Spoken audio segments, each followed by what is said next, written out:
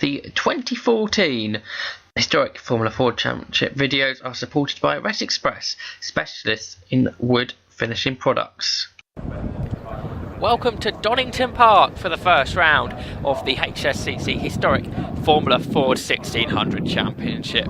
Just one race this weekend, 20 minutes of action. Qualifying took place this morning on a damp circuit. It's a 15-minute session. The cars then heading around on their green flag formation lap. And it was Ben Sims that set the quickest lap in qualification this morning by a whole second to novice driver Michael O'Brien. Ben Sims returns this weekend in his Jomo JMR7. Michael O'Brien in the Merlin Mark 20. Second row, that's Josh Wester, number 79 car. Also in the Merlin, alongside him, Maxim Bartel in the Merlin. The grid, yeah, you can see on your screen on the third row, you've got James Buxton and Stuart Baird on row 4, Chris Sharples, and then the 75 car of Daniel Pickett. Right on board then with Bartel in that Mark 20A Merlin. The red lights go on now, then you've got Sims on the inside, alongside him is the novice driver Michael O'Brien. A great start from Ben Sims for pole position. Look at that though, Stuart Baird coming through, and Marto having to dart off left there. But Baird sick from the grid there, was going for second, but instead it's Bartel that goes round the outside, so our onboard camera car goes second place, but it's Ben Sims running with this bit of a gap as they go on to Hollywood and down the Craner curve for the first time now at Donington Park, and it's a battle for third now, but starting to go on his lap. Is it Buckton? James Buckton has got up to third place. A good start from him. He's starting fifth. Then it's Baird, the quick starter there in fourth position. Josh West in fifth, and it's Michael O'Brien down to sixth position there from the front row. But he's fighting Josh West as they go around the outside there, as they go up towards Swan's curve. And then the rest of the field flow through. It's a good grid of Formula Fords this weekend.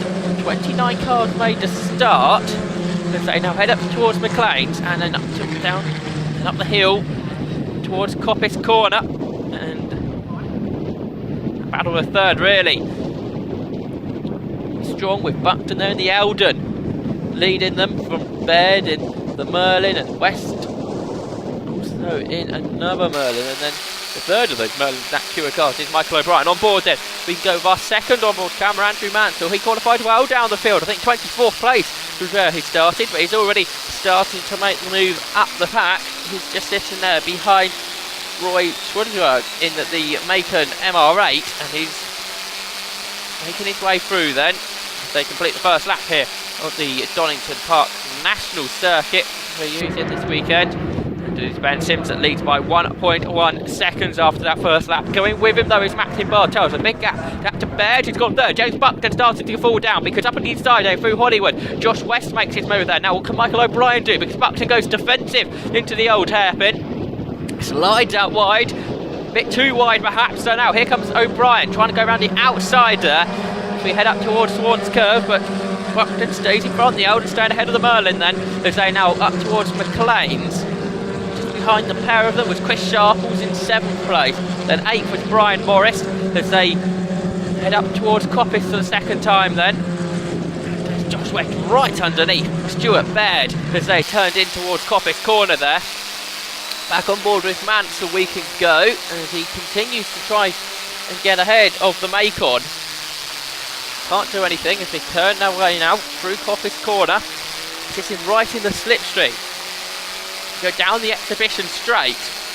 This is going to be Mansell's best chance. We go down towards the S's then, and he's drawing up alongside, and he should go ahead then. And he does so as we turn there into the right from the left of the S's to complete now another lap. That second lap completed. Ben Sims lead now up to 1.5 seconds to Bartel. The pair of them are 4 seconds clear of now. It's Josh West up to third, and dropping down is Stuart Baird because Michael O'Brien's got ahead of him as well. And James Buckton there in 6th place. So the quartet of cars turn their way into the old hairpin. And then there's a gap back now to the 7th place car of Stuart Diggs. Now what have we've lost? Fallen Sharples has dropped down to 8, and well down the pack, almost right to the back of the field, has gone Brian Morris in the Lola. So we'll have to watch to see if something's gone on down around the back of the circuit, out of our view. Perhaps we shouldn't expect Brian Morris to start to come back through the field, as long as it's got no damage, of course. that car. You saw that Philip Walker in the Crossley 16F. Replay of the start on board of Andrew Mansell. It's a huge grid of cars. And there's a good start from Mansell. Driving around the outside of the field, heading down towards Redgate Corner. They look quite busy in the mid-pack. Everybody though cleanly made it way through the first lap. Everybody's still running, all 29 starters. Still going strong. So back on board with Mansell then. Back to the action. Through the action we go once again. Another car now. Head down towards Redgate. 25 is Philip Walker. And moves his way ahead of him, using the slipstream down the front straight into Redgate Corner then.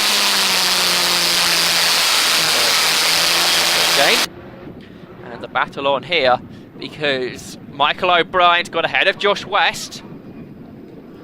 They turn now into the old hairpin. This is third and fourth. So O'Brien going through. This is the battle of the two Merlins. Both Mark 20s. They go up toward through Swartz Curve and into McLean's James Buckton ahead of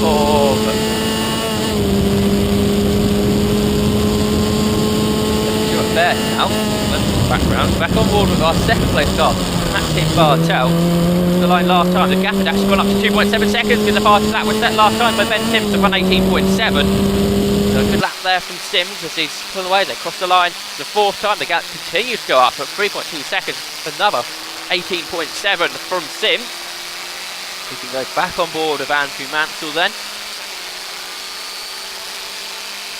And he tries to pick off another position.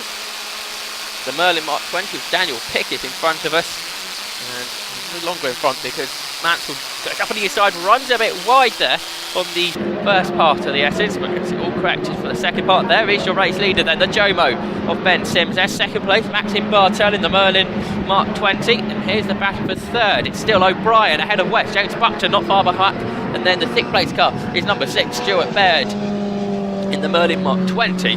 So they turn through the old hairpin, and O'Brien started to pull away now from West, and Buckton in the Alden there as well. Then got a good gap now, back to 7th place. That's Chris Sharples, I think. Yes, back into 7th ahead of Stuart Dix in the 18 car, and then it's Kevin Stantz, the number 20 car, that runs in 9th position. The rest of the field turn their way through the old hairpin.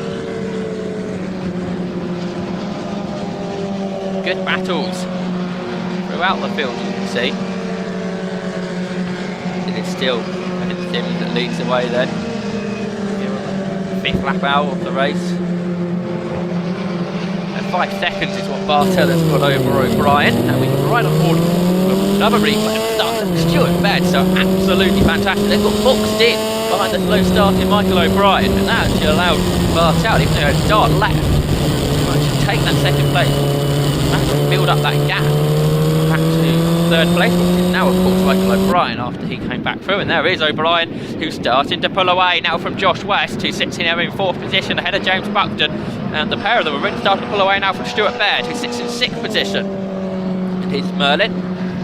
So Buckton in the Alden, 4 of the top 6 cars, all Merlins except for Sims' Jomo and Buckton's Alden. Look at the Craner Curves, iconic part of Donington Park.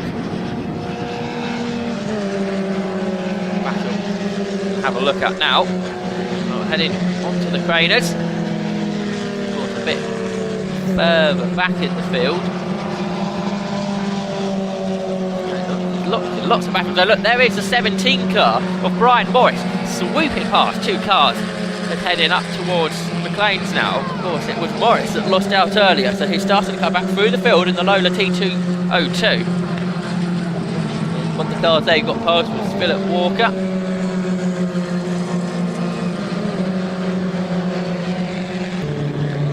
Out there, heading up into Coppice, is Daniel Pickett. Look back at the race leader there, Ben Sims, as he slides his way through old hairpin. Sims certainly the class of the field here at Donington Park today. And Josh West trying to get back onto terms with Michael O'Brien, who's just got that little gap to him now. Look back here now at Dick Dixon and Ian Pearson. It's a the two Lotus 61s in the race. Great battle between the two very identical cars. They head up towards McLean's end. Dixon stays ahead of Pearson then.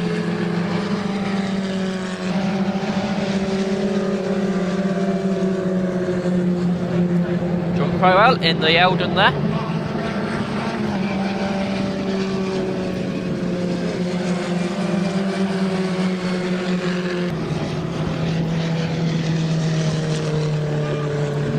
Go back to the battle for third then, and Josh West started to close back in on O'Brien. Good battle this is. The two youngsters, third and fourth. Josh West, a novice a couple of years ago in the championship. O'Brien, a novice this season. Andrew Mansell. And just behind him is the recovering Brian Morris in the Lola. Looks up at the inside there. Not getting anything done. Go on board with Mansell. You can see the two Lolas, they're closing that one. Of course, Andrew Mansell recovering from bad grid position. Morris recovering from the mistake earlier on. We head up towards Coppice Corner then. And the inside line, diving up on the inside. The 17 car of Brian Morrison, he makes it through then. We're about half distance now in this one. Lap 8, we're on, heading now down towards the Essex. Mansell setting the slipstream. We expect now, of course, the pace that Brian Morris has got. Yes, he's getting onto the back.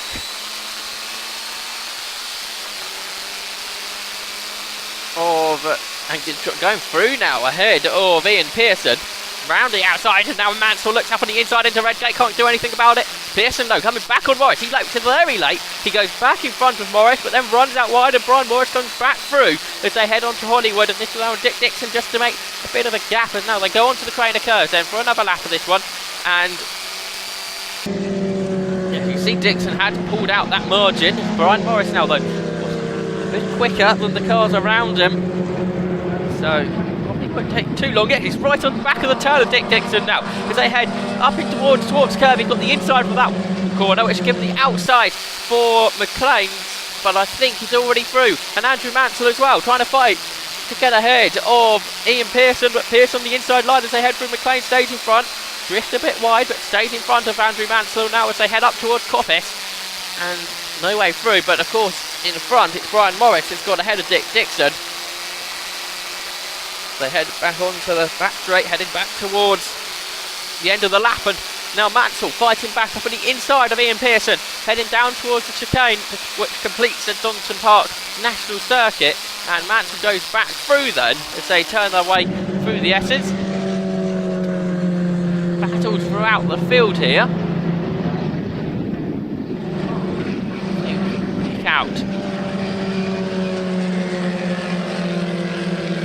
That, the 81 car, the red Lola T200 with James Lovett, and Josh West for the inside of one of the back markers there. That was John Slack in the Lola T200. No problems with that car this weekend.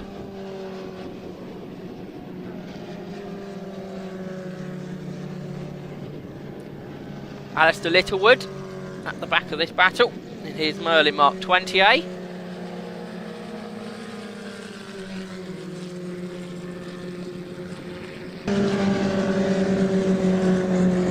Ben Sims in traffic now, so Lappery underway now at Donington Park. A good scrap, but Sims is having to work his way through.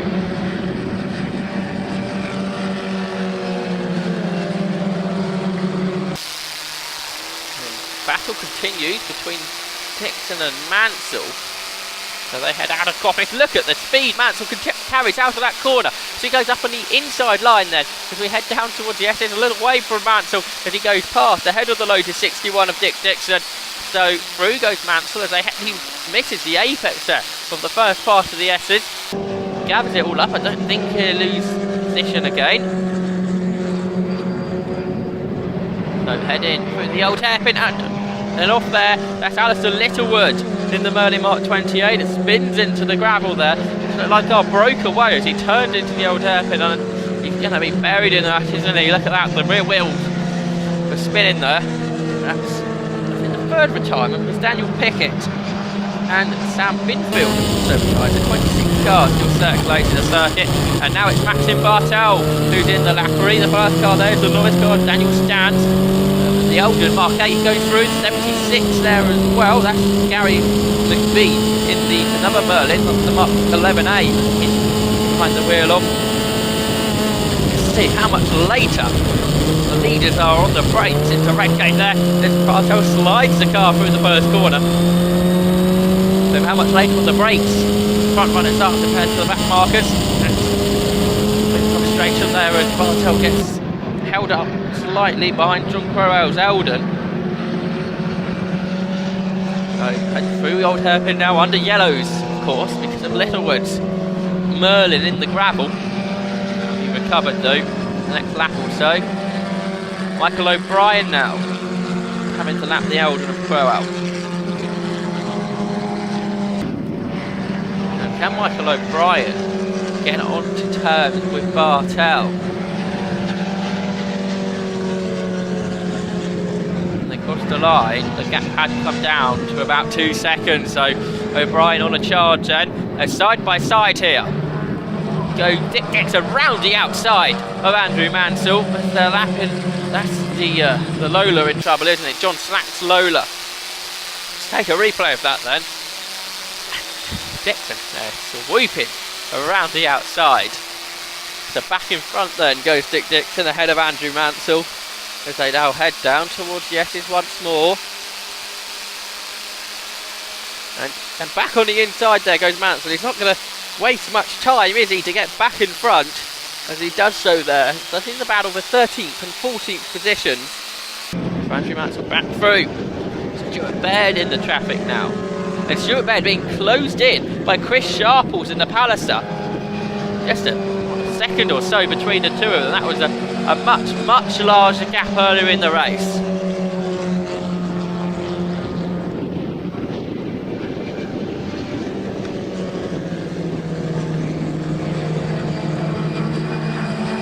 Nicholas Bull, their leading this gaggle of cars, 17th, 18th, 19th, Wrigley and Schwerdrin in that battle as well. There's Josh West. He's got to deal with traffic as well. First of those cars being Daniel Stantz. Goes up on the inside of him, does he? Bit tentative there. Stantz waves him by. And this continuing battle between Andrew Mansell and Dick Dixon for 13th position, heading down towards the old hairpin then. It's the Merlin Mark 11A and the Lotus 61. There's Dick Dixon, number 27. 8, Andrew Mansell.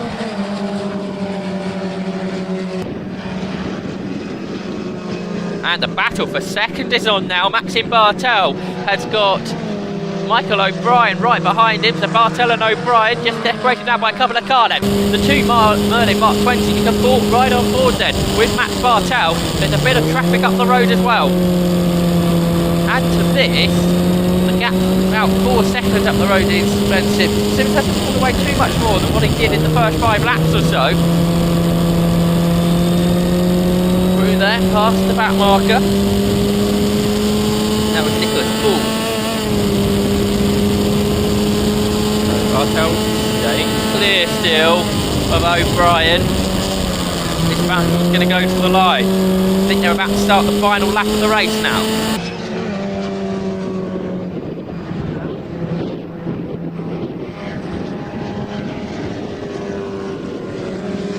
There's 17, Brian Morris.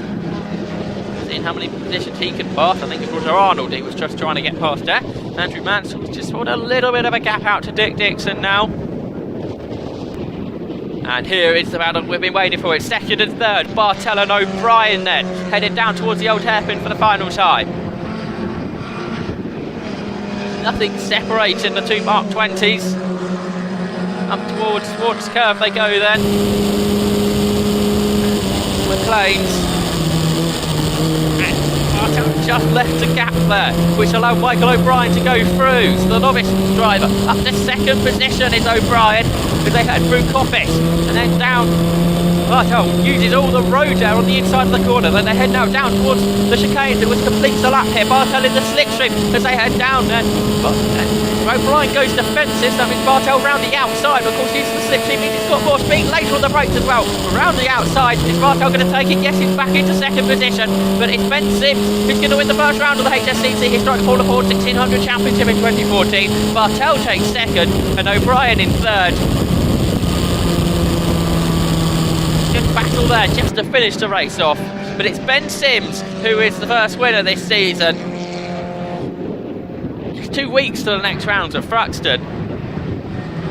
I'm sure Ben Sims is very pleased with that. There are the results on your screen. It was Ben Sims that won from Maxime Bartel. In third was Michael O'Brien. James Buckton come up to fourth to beat Josh West. And then in sixth was Stuart Baird. Chris Sharples in seventh.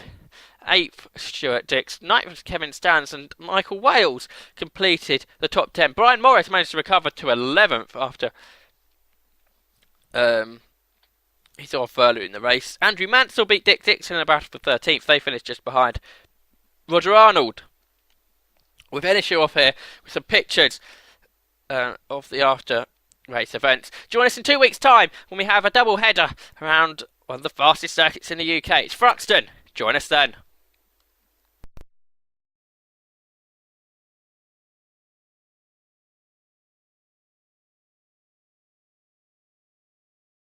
The 2014 Historic Formula Ford Championship videos are supported by Ret Express, specialists in wood finishing products.